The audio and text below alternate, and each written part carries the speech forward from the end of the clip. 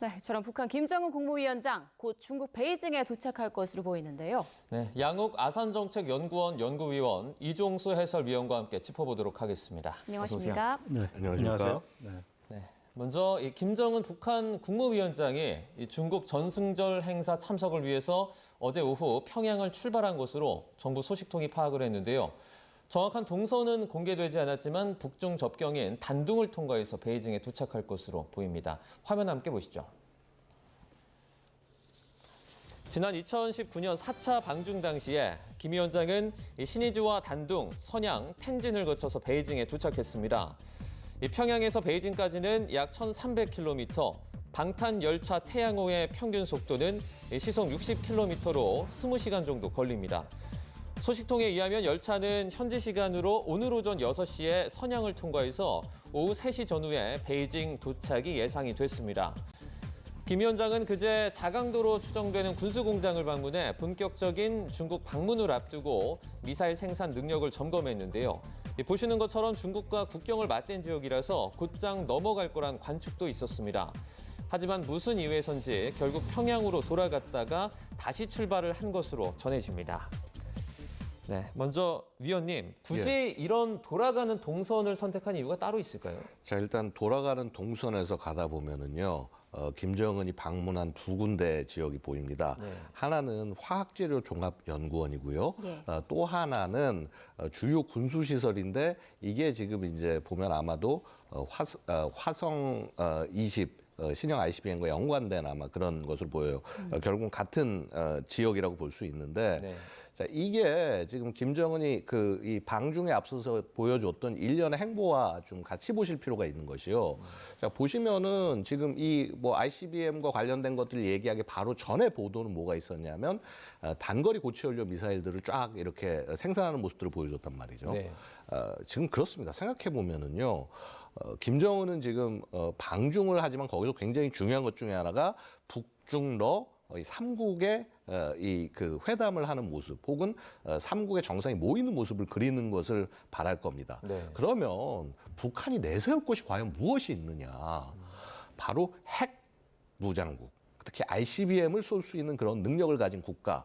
이렇게 돼야 소위 북중러 세계 정상이 같이 쓰는 어떻게 보면 서사가 내러티브가 만들어진다라는 거죠. 그래서 아마도 그 전에서 그렇게 나는 핵 보유국이고 미국을 공격할 수 있는 ICBM을 가진 국가다라는 그런 자신의 그 포지셔닝을 위해서 굳이 이걸 방문하고 또 보도 내용을 낸 것이 아닌가 볼 여지가 있겠습니다. 예. 네. 자, 김정은 위원장 지금 열차를 타고 한창 이동을 하고 있을 텐데 얼마 있지 않아서 잠시 뒤에 베이징에 도착할 걸로 보이죠? 예, 그렇습니다. 두 분 이제 앵커 멘트에서 말씀하신 것처럼 외신이 오늘 오전 현지 시간입니다. 6시에 이제 선양을 통과했기 때문에 우리 시간으로는 오후 4시, 현지 시간으로는 오후 3시쯤 베이징에 도착할 것으로 예상이 됩니다. 네. 김정은 위원장의 방중은 이제 2019년 1월 이후 3년 6개월 만에 8개월 만이에요. 김정은 위원장의 이런 방중에 대해서 북한 뭐 관영 매체, 조선중앙통신, 조선중앙방송, 노동신문 할 거 없이 어제 오후에 이제 전용 열차를 타고 평양을 출발했다. 오늘 새벽에는 중국 국경을 넘어섰다. 이렇게 막 생중계하듯이 보도를 했어요. 보통 김정은 위원장의 동선은 공개하지 않는 게 일반적인데 이렇게 보도를 이제 적극적으로 하는 것은 그만큼 이번 방중에 대해서 대대적으로 홍보를 하려는 그런 것으로 보이고요. 그리고 오늘 또 사진도 이렇게 공개를 했더라고요. 여러 차례 지금 나오고 있습니다만 지금 김정은 위원장이 이제 최선희 외무상이죠. 그러니까 예. 이제 북한 최초의 이제 여성 외교장관인데 그리고 이쪽은 뒷모습이어서 확실치는 않습니다만 아마도 김성남 국제부장이지 않을까 싶은데 이 두 사람 앞에서 지금 환하게 웃고 있는 모습 이렇게 또 공개가 됐고요. 또 다른 사진을 또 공개를 했는데 지금 보시는 것처럼 김정은 위원장이 지금 이제 담배를 이제 필려하고 있고 그 중앙에 이제 양복을 입은 정장 차림에 이제 저 분이 이제 조용원 당 비서고요. 오른쪽에 이제 지금 인민복 차림이죠. 이분이 60대 경제통입니다. 그러니까 김덕훈 당 비서들과 이제 대화하는 장면도 이렇게 내보내고 있습니다. 상당히 이제 대대적으로 홍보하는 그런 모습이고요. 지금 이제 김정은 위원장이 탄 열차, 전용 열차 태양호 뭐 많이 알려져 있습니다만 방탄 기능을 갖고 있어요. 그리고 박격포 뭐 이렇게 해갖고 이런 것도 갖추고 있으니까 이게 움직이는 요새죠. 그리고 이제 방탄 또 이용 그 차량, 그러니까 벤츠 차량도 갖고 있고 뭐 이런 건데 이번에 이제 5번째 김정은 위원장의 방중인데 그동안에 첫 번째, 네 번째 그리고 이번에 세 번째 이렇게 다 특별 열차, 전용 열차를 하는 거고요. 지난 두 차례 그러니까 두 번째 방중, 세 번째 방중 때는 전용기, 그러니까 참매 1호를 이용을 했죠.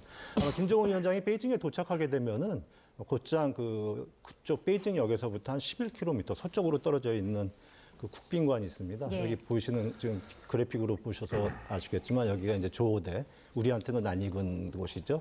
여기 다오이다이 여기서 옮겨서 여정을 풀 것으로 예상이 됩니다. 네, 약 1시간 정도 뒤에 이제 도착 소식을 또 전해드릴 수 있을 것 같은데 김 위원장이 이제 베이징에 도착하기도 전에 어떻게 보면 북측이 이례적으로 이 출발 소식을 알렸거든요. 선전 뭐 효과를 노린 거라고 볼 수 있을까요? 선전 효과도 선전 효과지만요. 사실은 이렇습니다. 이 북한이 이렇게 동선을 하나하나, 지도자 동선을 하나하나 보여주는 거는 네.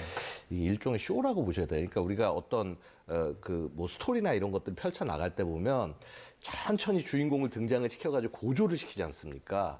자, 결국 뭐냐 하면은 북한이 원하는 그림은 자, 이 북중러 세 정상이 딱 같이 서 있는 그 모습. 사실 이 모습 자체가 북한에게는 엄청난 정치적 성공입니다.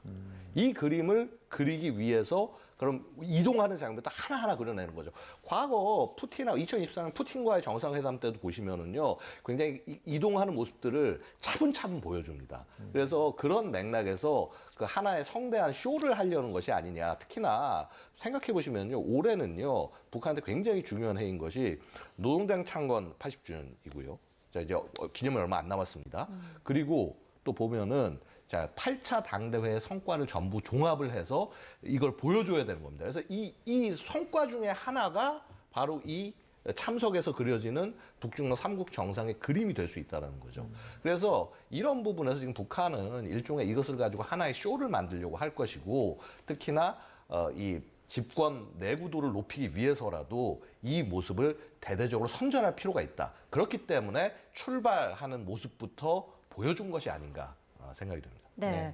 앞서 그 빠른 길이 아닌 돌아간 그 여정에 대해서 핵 보유국임을 좀 드러내기 위해서이다 그런 의도가 있을 것이다 말씀하셨잖아요. 예. 어제 ICBM 관련 연구소를 방문했고 그리고 신형 화성 20평 무기를 개발하고 있음을 공개적으로 이제 딱 드러냈는데 맞습니다. 이 무기에 대해서도 좀 설명을 해주실까요? 네, 지금 사실은 북한이 그동안 ICBM을 개발할 때 액체 연료를 중심으로 해서 개발을 했습니다. 근데 이 액체 연료는 적연질사이라든가 기타 여러 가지 특성으로 인해서 굉장히 부식성이 심한 액체 연료이기 때문에 사전에 주입을 해서 이렇게 쏘기 쉽지 않다, 즉각적 발사가 쉽지 않다, 이제 이런 것들을 우리가 얘기해 왔는데 결국 최종적으로는 고체 연료로 넘어갈 거다라고 우리 계속 봐왔습니다. 특히나 북한이 이 액체 연료의 끝판왕인 화성 17이라고 하는 것을 이미 2022년경부터 보여줘 왔었기 때문에 자, 그래서 이제 화성 18이 등장을 했죠. 고체 연료 처음. 북한은 계속 이걸 대대적으로 성공이라고 보여주지만은요, 그걸로 부족했는지 또 작년 화성 19를 선보였습니다. 더 한 발 더 발전된 고체 연료 ICBM이죠. 자, 그런데 이제 화성 20을 얘기하고 있어요. 특히나 이 화성 20을 얘기하면서 화학재료 종합연구원을 도대체 왜 갔냐, 여기. 이게 보면 예전에 SLBM 발사할 때도 발사 전에도 여기를 들렸는데 이게 왜 그러냐 하면 고체 연료가 되면 될수록 추력이 액체 연료만 하지 않기 때문에 미사일 자체가 가벼워야 돼요. 근데 이 가벼운 걸 하려면 결국 탄소 섬유 복합 소재를 사용할 수밖에 없습니다. 그래서 이 능력이 지금 내가 갖춰져 있다, 우리가 이걸 가고 있다, 이거를 보여주기 위해서 간 겁니다. 그런데 사실 저는 여기서 어떤 걸 보냐 하면요, 여태까지 북한이 성공적이라고 대대적으로 자랑을 했던 화성 18과 화성 19 고체 연료 ICBM은 사실은 성공적이지 않구나. 예. 그렇기 때문에 굳이 화성 20이라는 것을 다시 만들어서 쏴야 하는 사실 그런 속내가 보이는 거죠. 예, 왜냐하면 이 탄소 섬유 복합 소재로 만들지 못한 상태에서 만약에 이 고체 연료를 여태까지 만들고 쐈다고 한다면은요, 사실은 그거 안에 핵탄두를 상정하지 못하고 여태까지 시험 발사했을 가능성이 굉장히 높습니다. 이 탑재 중량이, 이 추력의 탑재 중량을 받쳐주지 못했기 때문에. 그래서 결국 이거를 진작에 보여줘야 됐을 걸 지금 보여주면서 과시한다라는 거는 결국은 어떻게 보면 그간 북한의 고체 연료 ICBM도 겉에서 보여주는 것만큼 그렇게 대단한 발전은 아니었구나. 근데 하지만 발전을 나가고 있구나 알 수 있고 사실 여기서 중요한 게 한 가지가 더 있는데 이게 바로 뭐냐 하면은요. 자, 북한 이 화성 20을 곧 노동당 창건 80주년 기념일 전후에서 쏠 가능성도 있겠구나. 자, 이렇게 일단 바라봐야 될 겁니다. 예, 우리도 촉각을 곤두세워야 하는 그런 부분이네요. 예. 자, 그리고 이번에 김정은 위원장의 중국 방문에 딸 주애가 함께했을지도 관심인데요. 처음 공개된 순간부터 최근까지의 모습 화면으로 정리했습니다. 함께 보시죠. 네, 김주애가 공식 석상에 처음 등장한 건 지난 2022년 11월입니다. 화성 17형 시험 발사 현장이었는데 김 위원장의 배우자 리설주 옆에서 하얀 옷을 입고 서 있거나 모기를 배경으로 김 위원장 손을 잡고 걷는 모습 방금 보셨습니다. 이후 김주애의 위상을 추측할 수 있는 상징적인 전략무기 모습이 시험 발사장에 사랑하는 자제분과 유사와 함께 몸소 나오시오. 네, 이후 김주애의 위상을 추측할 수 있는 상징적인 모습이 여러 포착됐는데요. 김 위원장 동생 김여정 부부장이 공손하게 주애를 보필하기도 했고 어머니인 리설주보다도 더 가까이 김 위원장 곁에서 함께 걷기도 했습니다. 자, 최근 모습도 한번 볼까요? 지난 6월 해변 리조트 단지 준공식 때인데요. 이때도 주애는 리설주보다 앞서서 김 위원장 뒤에서 걷거나 바로 옆에 있는 모습이 화면에 담겼습니다. 미국 뉴욕타임스는 주애가 공식 행사에만 39차례 등장했다고 분석했습니다. 자, 리설주 딸 주애, 오늘 조선중앙통신이 공개한 사진은 없었는데 말이죠. 동행을 했을까요? 저는 일단은 동행했을 가능성은 상대적으로 낮아 보입니다. 만약에 했다면 처음부터 그런 부분들을 굉장히 강조하고 갔을 가능성이 높고 지금은요. 김주애에게 이 스포트라이트를 분산할 수 없습니다. 아까도 말씀드렸다시피 자, 김정은, 푸틴, 시진핑 셋이 만나서 하는 그림을 그리는 것이 가장 핵심이기 때문에 모든 스포트라이트는 김정은에게 집중돼야 하거든요. 그런 면에서 참가하지 않았을 가능성이 상대적으로 높다라고 말씀드리고 싶고요. 사실은 저는 이렇게 우리 방송이나 혹은 일부 전문가들이 자꾸 김주애를 후계자로 확정하는 식의 발언을 하고 그것으로 이렇게 보는 이 부분들이 저는 조금 좀 불편함을 좀 느낍니다. 이게 왜냐 하면은요. 자, 물론 그렇습니다. 북한이 왕정국가의 성격이 분명히 강하고 그렇기 때문에 핏줄이기 때문에 그렇게 공개된 핏줄이니까 당연히 후계자가 아니겠냐라고 생각을 하시는데 저는 여러분들이 굉장히 잊고 있는 한 가지가 뭐냐면 북한은 철저한 독재 국가입니다. 그다음에 이 독재 국가, 인권을 무시하는 국가가 끌고 가기 위해서는요. 여기에 지도자에게 가장 중요한 덕목은 무엇냐 하면은 잔인함입니다. 마치 김정은이 자기 형을 독살하듯이 그런 잔인함을 김주애가 가져야 되는데 저 어린 친구를 데려다 놓고 그 부분들을 과연 검증하고 입증할 수 있을 거냐. 그래서 지금 이 부분에서 자꾸 김주애가 후계자다라고 이렇게 성급하게 단정짓기보다는 되려 그 후에 어느 정도 성인이 된 후에 어떻게 취급이 되고 있냐. 그다음에 보여지지 않는 후계자들이 더 있을 가능성이 있다. 그래서 아직까지는 우리 김주애를 일종의 이 북한 정권의 아이돌 같은 어느 왕정이건 간에 공주는 이 국민들의 관심을 받게 됩니다. 그리고 좀 더 정권이 이렇게 뭐라고 그럴까 친근하게 국민에게 다가갈 수 있는 수단이 되기 때문에 그런 선전선동의 수단도 쓰는 것이지 이것을 자꾸 후계자다라고 바라보고 하는 것은 북한 정권의 본질을 좀 오도하는 것이 아닌가 이 말씀을 드리고 싶습니다. 네, 독재 국가로서 어떻게 필요한 요소를 좀 고려했을 때 김주애를 후계 구도로 고정하는 건 조금 성급할 수 있다 이렇게 말씀해 주셨는데 어떻게 보세요? 김주애 동행 가능성에 대한 네네네. 말씀이죠. 저도 가능성이 굉장히 낮다고 봅니다. 그리고 국정원이 오늘 오전부터 비공개 정보위원회에서 보고를 했거든요. 그 내용에 따르면은 이번 방중에 아내 리설주 그리고 여동생이죠. 김여정 노동당 부부장 동행할 가능성이 있다고만 보고를 했어요. 그런 걸로 미뤄봤을 때 김주애의 동행 여부에 대해서는 언급이 없었기 때문에 아마 국정원도 이번에는 동행하지 않은 것으로 파악하고 있는 것으로 보입니다. 조금 전에 양 의원께서 북한 쪽의 입장에서 김정은이 스포트라이트를 받아야 된다고 했는데 중국 입장에서 봐서도 이번 전승절에 스포트라이트를 받아야 되는데 여기 김주애가 나타나는 것은 그런 걸 좀 흐릴 가능성이 있으니까 그걸 원하지 않았을 테고 그런 점에서 봤을 때 혹시 참석하더라도 뭐 비공식 수행하는 정도로 노출을 최대한 꺼리려고 것을 원했기 때문에 그런 점에서 미뤄봤을 때 아마 이번엔 수행 가능성이 굉장히 낮은 것으로 보이는데 어쨌든 확인을 해봐야겠죠. 예. 자, 그리고 국가 정상이 비행기가 아닌 열차를 타고 외국에 가는 것도 좀 독특한 외교 방식인데 이 열차에도 관심이 쏠리고 있고요. 왜 열차를 선택하는지에서도 계속 얘기가 나오고 있어요. 사실은 저 열차 요시프 스탈린이 김일성에게 VIP 열차를 선물한 것을 지금 3대째 고쳐서 타고 있다. 예. 이제 이렇게 알려지고 있습니다. 근데 사실 그게 너무 오래돼서 과연 똑같은 건지는 확인을 할 수 없습니다만 그런 정통성을 부여하기 위해서 이제 그런 내러티브가 깔리는 것이고요.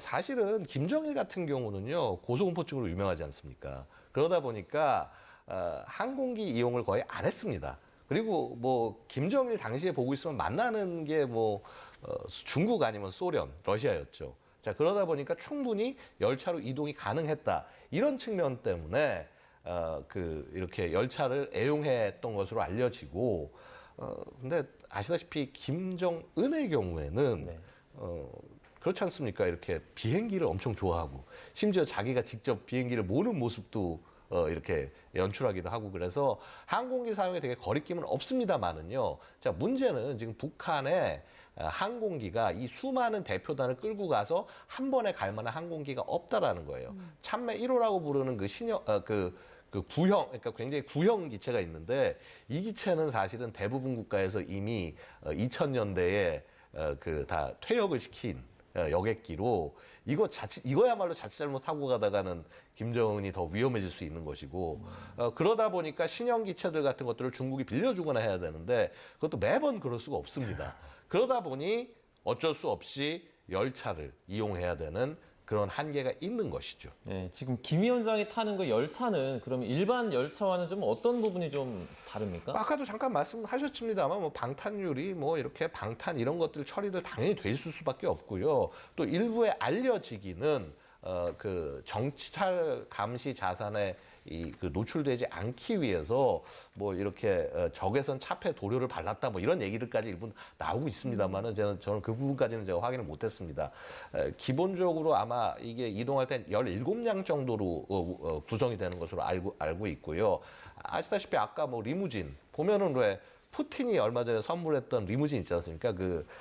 아우루스 세나트라고 하는 러시아의 롤스로이스 이런 게 있는데 그 선물한 것도 분명히 그 안에 싣고 이동을 할 겁니다. 그래서 굉장히 많은 김정은을 수행해야 되는 수행 인원들, 경호 인력들 전부 다 탑승하고 이동할 수 있도록 만들어졌고 또 하나 특징은 또 그겁니다. 왜냐하면 이게 열차들이 이 폭이 좀 틀려요. 그래서 우리 표준궤가 있고 광궤, 러시아 쪽은 특히 광궤인데 이런 곳을 전부 다 갈 수 있게 조절할 수 있게 그렇게 되어 있다. 이렇게 알려주고 있습니다. 네, 그리고 이번 열병식에서 새롭게 공개될 무기들도 관심이 쏠리고 있는데 어떤 무기가 공개될까요? 글쎄요, 일단은 지금 이제 맥락을 좀 봐야 될 텐데 일단 중국 입장은 미국과 경쟁을 하는 입장이기 때문에 당연히 핵 역량 보여줄 겁니다. 그중에 가장 대표적인 게 지금 보여지고 있는 둥펑 41이고요. 사거리 15,000km ICBM, 이제 고체 연료를 쓰는 ICBM이고 사실은 북한이 아마 저 둥펑 41 같은 ICBM을 만들고 싶을 겁니다. 아직은 제가 볼 때는 북한 아직 그 단계 못 이르렀다고 보여지고요. 그리고 이제 그 다음에 보여줘야 되는 것이 이제 전투기들인데 대표적으로 우리가 젠 35를 얘기합니다만은 이 젠 35 말고도 이미 젠 20이라고 하는 공군용 스텔스기를 보여줬고요. 저 젠 35는 미국의 F-35 우리 군도 보유하고 있는 F-35의 어떻게 보면 이제 카피판이다. 카피캣이다 이렇게 표현이 되는 기체입니다. 근데 저는 사실은 저것보다는 저 다음의 것을 더 보여주려고 할 거예요. 지금 화면 아마 준비가 안 됐을지 모르겠는데 일단은 무인기, 페이용 지금 97이라고 보여준 저 무인기, 예. 우리 지금 미래전이 모두 AI 멈티, 유무인 복합 전투 이제 이런 거에 바탕을 하고 있기 때문에 이제 그런 걸 보여주는 거긴 하지만 또 대표적인 차세대 무기 중에 하나가 6세대 전투기입니다. 6세대 전투기, 5세대 전투기, 스텔스 전투기 다음의 전투기인데 대표적으로 지금 젠 36과 젠 50이라고 하는 기종 두 가지가 지금 일단 개발된 것으로 알려지고 있어요. 그래서 올 초에 일부 사진이 요출이 됐는데 아마 이것을 공개할 가능성도 있습니다. 이게 6세대 전투기가 왜 중요하냐면 아직 미국도 완성하지 못한 것을 우리는 완성했다. 그래서 더 이상 이 미국의 기술에 뒤지지 않는다, 군사 기술에. 아마 이런 것들을 과시할 가능성이 상대적으로 있다고 생각이 됩니다. 네. 과거에 김정은 위원장 방중 같은 경우에는 북미 정상회담을 전후로 좀 이루어지지 않았습니까? 그래서 이번에 뭐 북미 대화라든지 이런 정상회담이 좀 나중에 이어질 수 있을까요? 예, 말씀하신 대로 이제 김정은 위원장이 방중이 네 차례, 이번이 5번째인데, 그러니까 처음이 2018년 3월에 있었어요. 네. 그리고 그 해였죠. 5월, 6월에 있었고 이듬해 1월에 있었습니다. 근데 기억을 이제 돌이켜 보시면 아시겠습니다만 1차 싱가포르 북미 정상회담이 이제 앞두고서 이제 북한과 중국 간의 정상회담이 있었고 그 또 싱가포르에도 전후로 이렇게 있었던 거고 그다음에 2019년 2월 하노이 북미 정상회담 직전에 또 열린 거예요. 그러니까 북미 정상회담의 결과라든가 그것을 공유한다거나 혹은 사전에 이제 좀 상의하거나 그런 식으로 북중 정상회담이 열린 거였는데 이번의 경우에는 지금 북미 대화 북미 정상회담 이런 게 구체적으로 날짜가 잡힌 건 아니지 않습니까? 그래서 조현 외교부 장관의 경우에는 이번 10월 이제 경주에서 APEC 아시아 태평양 경제 공동체 정상회의가 열리는데 거기서 북미 정상회담이 열릴 가능성은 매우 낮다 이렇게 보고 김정은 위원장이 초청장도 보내지 않았다고 얘기를 했죠. 네. 하지만 북중 정상회담이 이번에 열릴 가능성이 높은데 열리게 된다면은 시진핑 주석의 입장에서 봤을 때는 지금 트럼프 행정부가 중국을 견제하고 고립시키기 위해서 한국과 일본과 지금 손잡고 그러는 거잖아요. 그러니까 북미 대화가 언제 열릴지 모르지만 열릴 가능성에 대비해서 뭐 경제적 지원도 아끼지 않겠다 그러면서 자기 확실한 우군으로 만들기 위해서 편을 만들기 위해서 여러 가지 뭐 전략적 전술적 코치를 하고 싶어 하겠죠. 그리고 김정은 위원장 입장에서 봐서도 북미 대화가 뭐 언제 잡힐지 모르고 뭐 핵보유국 지위가 인정받느냐 어떠냐 이런 조건이 뭐 우선시돼야 되겠지만 어쨌든 간에 자신의 든든한 뒷배인 중국의 뭐 역할이나 이런 걸 기대를 할 테고 그러다 보면 입장도 듣고 또 상호간에 얘기를 할 테니까요. 이런 점에서 봤을 때는 북미 대화의 어떤 전초전 성격이 이번 북중 정상회담이 열리면 그런 성격이 주어지지 않을까 싶고 그래서 우리 정부가 그런 거에 대해서 대비해야 한다 이런 지적들이 많이 나오고 있습니다. 네, 자 이번에 또 중국에서 북중러 3자 회담이 열릴지 여러 가지 또 관전 포인트들이 있는 것 같습니다. 지금까지 양욱 아산정치연구원 연구위원 이종수 해설위원과 함께 김정은 위원장의 방중 소식 짚어봤습니다. 고맙습니다. 감사합니다. 감사합니다.